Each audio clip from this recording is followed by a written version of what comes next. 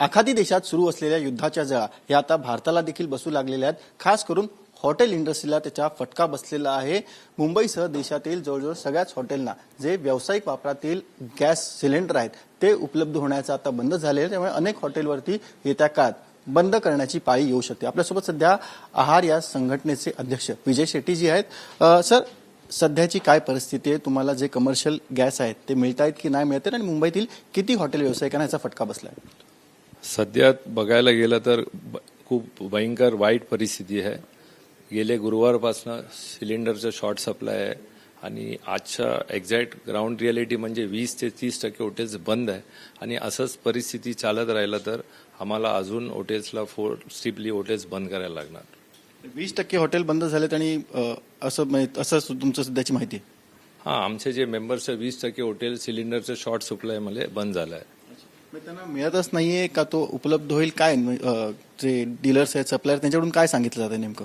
Supplier लोकांचं delivery गॅसचं जे आहे ट्रक्स येतच नाही, पुरवठा नसल्यामुळे हॉटेल्स बंद आहे आणि असंच परिस्थिती चालत राहिलं तर अजून जास्ती पर्सेंटेज ऑफ हॉटेल्स बंद राहणार। बॅकअप किंवा काही दुसरा प्लॅन आहे त्यांच्याकडे त्यांची हॉटेल सुरू ठेवण्याचं का ते पूर्णपणे जे कमर्शियल वापरातले गॅस सिलेंडर त्याच्यावरच निर्भर असतात? एक मध्यमवर्गीचं हॉटेल 2 ते 3 दिवसाचा सिलेंडर स्टॉक बॅकअप करू शकतो, त्याच्यावर चान्सेस नाही आहे। म्हणजे अनेक कारण आहे त्याच्यासाठी, अवेलेबिलिटी, रिस्क फॅक्टर वगैरे, आणि सिलेंडरच नाही तर ते बॅकअपच्या प्रेस्टेस नाही आहे, ते स्टॉकच्या प्रेस्टेस नाही आहेत। तुमची इंडस्ट्री ही काही फक्त लोकांना जेवण देते असं नाही तर ती अनेकांना रोजगार देखील देते। लाखोंच्या संख्येने लोक तुमच्याकडे नोकरी करतात, तर या संपूर्ण ह्याचा इम्पॅक्ट किती असेल? आम्ही एकूण 5 लाख आमचं डायरेक्ट एम्प्लॉयमेंट आम्ही जनरेट करतात आणि आमच्या कनेक्शन्समध्ये जे पण वेंडर्स लोक आहे, जे पण सप्लायर्स लोक आहे, त्यांचं आम्ही कॅल्क्युलेशन घेतलं तर त्याचा फिगर खूप मोठा आहे आणि म्हणजे त्याचा इम्पॅक्ट पण खूप मोठ्या संख्येने होणार आहे।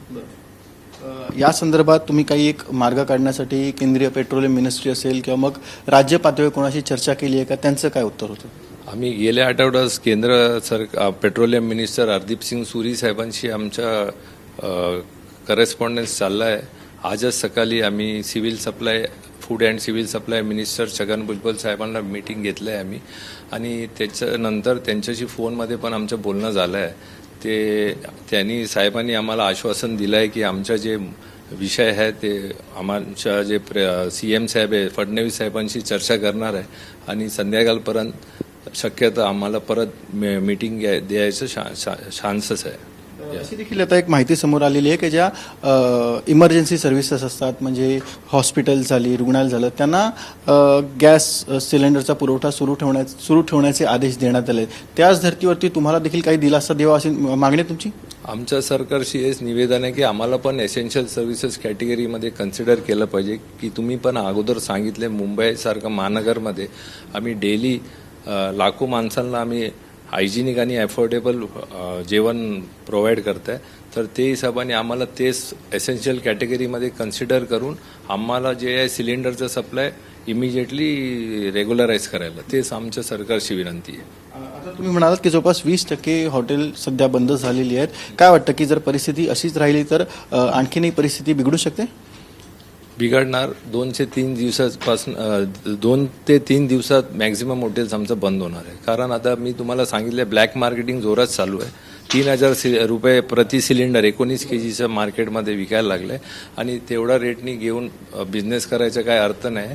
तर लवकरात लवकर सरकारकडनं काहीतरी राहत नाही भेटलं तर आम्हाला फोर्सिबली हॉटेल्स बंद करायला लागणार आहे। ते होते आहारचे अध्यक्ष। त्यांनी स्पष्ट केलेलं आहे की सध्याच्या घडीला जवळपास 20% मुंबईतील हॉटेल ही बंद झालेली आहेत आणि परिस्थिती अशीच राहिली तर आणखीनही यापेक्षाही जास्त हॉटेल बंद करावी लागू शकतात। व्हिडिओ जर्नलिस्ट विजय देसाईसह सचिन गाड, ABP माझा, मुंबई। ABP माझा, उघडा डोळे बघा नीट।